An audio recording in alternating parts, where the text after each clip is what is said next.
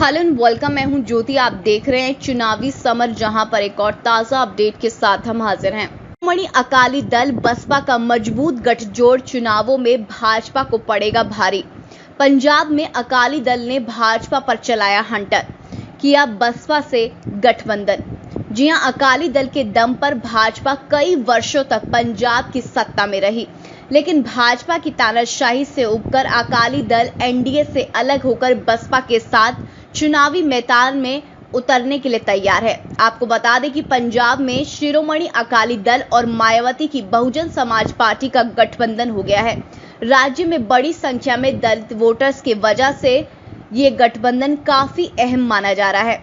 वैसे इन दोनों दलों के बीच चुनाव के लिए सीटों का बंटवारा भी हो गया है। बता दें कि सुखबीर सिंह बादल ने गठबंधन का ऐलान करते हुए ये कहा कि ये पंजाब की राजनीति में एक नया दिन है। उन्होंने कहा कि शिरोमणि अकाली दल और बहुजन समाज पार्टी अगले साल होने वाले पंजाब विधानसभा चुनाव और भविष्य में होने वाले चुनाव में एक साथ लड़ेंगे। उन्होंने कहा कि 117 सीटों में से बसपा 20 सीटों पर, जबकि अकाली दल शेष 97 सीटों पर चुनाव लड़ेगी। वैसे अगले चुनाव में साथ उतरने को लेकर पिछले कई दिनों से दोनों पार्टियों के बीच वरिष्ठ स्तर पर बैठकों का दौर लगातार जारी था। हालांकि मामला सीटों के बंटवारे को लेकर फंसा हुआ था।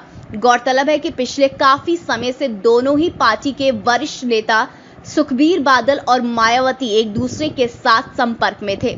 यहां गौर करने वाली बात यह है कि पंजाब में करीब 33% यानी कि 33% दलित वोट है और इसे बड़े दलित वोट बैंक पर सभी की नजरें हैं।